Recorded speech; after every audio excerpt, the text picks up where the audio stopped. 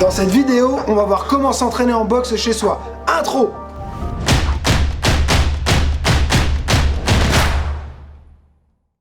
Dans le premier épisode de cette série sur comment s'entraîner chez soi en boxe, on va voir ce qui est le plus important, les déplacements. Ce qui est important en boxe anglaise, c'est de bien comprendre la mécanique de son déplacement. Donc, si je me mets en garde, que je sois gaucher ou droitier, ce sera la même chose. Si on va vers l'avant, ça va toujours être la jambe avant en premier qui va se déplacer. C'est-à-dire je ne vais pas bouger celle qui est derrière, je vais avancer et ensuite l'autre va suivre. Ok, donc je vais vers l'avant. On va faire par exemple 3 pas ici. Après on va travailler déplacements latéraux. Donc les déplacements latéraux, il y a beaucoup de gens qui ont un problème, ils n'arrivent pas à se déplacer en ligne droite. C'est-à-dire quand ils vont se déplacer latéralement, ils vont soit reculer, soit avancer, mais ils vont pas réussir à aller tout droit. Donc si je vais vers la droite, ça va être droite en premier, puis gauche. Droite, gauche, droite, gauche. Ok, là pour l'instant, on décortique le mouvement. Maintenant, pour reculer, c'est la jambe arrière en premier. Donc là, si je suis en droitier, je fais droite, gauche, gauche. Ok, une fois que je suis là, je vais travailler maintenant vers la gauche, mon déplacement latéral. Souvent, quand on va du côté de sa jambe avant, c'est là où on a tendance à avancer. Donc je dois simplement désaxer, sans avancer, sans reculer. Ok, cet exercice-là, j'appelle ça le carré parce qu'on prend un carré. Donc là, par exemple, on prend 4 tapis, ça fait 4 mètres carrés. Et on va suivre les lignes du tapis. Au départ, on peut le faire vraiment en découpé comme ça, pas par pas. Ok, voilà. Et après, quand on va se sentir un petit peu plus à l'aise, on va pouvoir alléger ses appuis et se déplacer sur les lignes de manière légère ici. Hop, et suivre à chaque fois son carré. Bien vérifier qu'on ne s'éloigne pas ou qu'on n'avance pas quand on est sur le déplacement latéral. Ok, l'erreur, hein, c'est de faire ça, par exemple, c'est de faire du pas chassé. Ok, là, c'est de faire dans le mauvais sens, de croiser pour se déplacer. Ça, on rigole, mais ça arrive plus souvent qu'on croit. Notamment Paul qui a toujours du mal à faire cet exercice. Voilà. Hein, l'erreur, là, ce que je viens de lui dire, souvent, c'est que si on a un problème sur le déplacement latéral, c'est parce qu'on ouvre. Ok, et si on ouvre, après, on n'arrive plus à être léger. On se retrouve à avoir la jambe qui traîne. Donc, je dois garder la position de mon pied. Là, j'ai les pieds un peu en diagonale, je suis de 3/4. Et je maintiens cette position quand je me déplace. D'accord, latéralement. Donc, si on a un problème sur tout ce qui est déplacement latéral, on peut faire aussi des allers-retours comme ça sur une ligne. Ça, c'est la première étape du carré.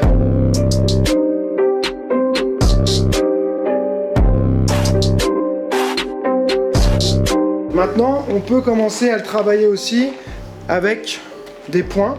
Okay, donc même si j'ai dit qu'on se concentrait sur les déplacements dans cette vidéo, on peut commencer, c'est surtout pour tester en fait sa position si elle est stable, si on est en position de combat à chaque fois, à chaque angle du carré. Donc là, je vais avancer. Je m'arrête et je fais par exemple jab, cross, crochet. Boum. Ensuite, je vais décaler. Je m'arrête. 1, 2, 3. Et je recule. 1, 2, 3. Et je décale.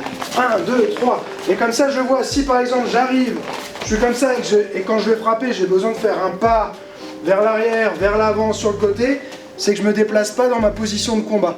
Normalement, si je recommence, là, j'étais derrière, j'avance. Hop, hop, hop, je peux m'arrêter. Je suis en position et je suis prêt tout de suite à repartir.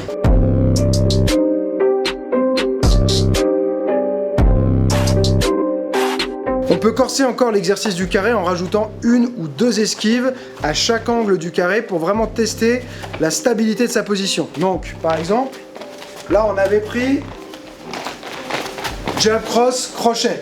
Je peux revenir, esquiver et faire cross, crochet. Ok ? Et de là, je vais me décaler. Et à chaque fois, je m'arrête, je fais 1, 2, 3, hop, bam, bam, et je recule.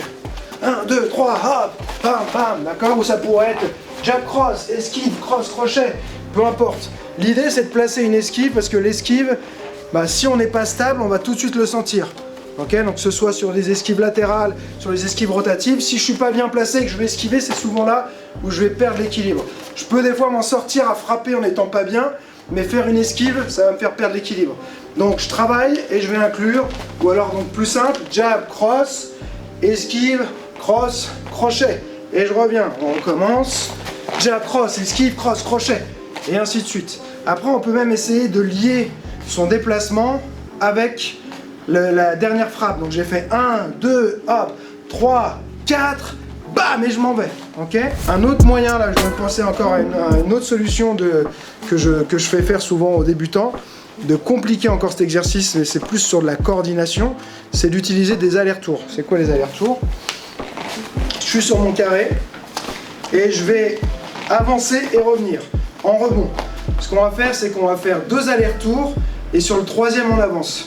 Et là, on va voir souvent, il y a des gens qui bug, qui ne savent pas comment enchaîner ça et partir. L'erreur à ne pas commettre, c'est de ne pas aller sur le talon. Si j'avance et que c'est mon talon qui touche comme ça, c'est que je me déplace en utilisant la mécanique de la marche, hein, c'est talon-pointe. Là, pour la boxe, c'est pointe, ok? Donc, si je fais 1, 2 et 3, ça, c'est pas bon, ok? Donc, j'essaie de faire pointe de pied, 1, 2 et 3, je me déplace. Et là, pareil sur le côté, 1, 2 et 3, je déplace. Vers l'arrière, 1, 2 et 3, je déplace. 1, 2 et 3, je déplace. En plus, l'intérêt de ça, c'est qu'on va pouvoir... Ensuite, ça permet d'améliorer son travail de feinte avec les déplacements. Je suis face à quelqu'un, je peux le feinter vers l'avant, je peux le feinter vers l'arrière et partir de l'autre côté, le faire hésiter, là d'un côté, là de l'autre, ok? Parce que j'ai cette capacité, je vais pouvoir lui faire croire que je pars là, hop, et après je pars vraiment, ok? Donc on va développer des bons déplacements, des bons appuis grâce à ça. Et après, on peut même encore rajouter les enchaînements à chaque angle, ok? Donc là, je vais montrer ça rapidement. Donc je fais mon aller-retour, sur le 3e j'avance, donc je fais 1, 2, j'avance, et je fais par exemple jab cross, esquive, 1, 2, et là 1, 2, et je les axe. Bam, 1, 2, hop, 1, 2, en arrière, 1, 2, et je recule. 1, 2, hop, 1, 2, 1, 2, et 3e j'y vais, et je me fixe, 1, 2, 1, 2, ok? Et ainsi de suite. Et ça on peut en faire des rounds et des rounds. On fait... étape par étape, le carré tout seul au début, avec les enchaînements, avec les allers-retours, on fait plusieurs rounds comme ça permet de s'échauffer tranquillement, et surtout ça permet de chaque fois renforcer la bonne mécanique dans ses déplacements. Voilà, là c'est le premier exercice pour moi le plus important à mettre en place pour avoir les bons déplacements. On peut en faire vraiment beaucoup et on va jamais en faire trop de cet exercice. On peut le mettre à chaque début de séance. Prochaine vidéo, on va continuer sur le travail de déplacement.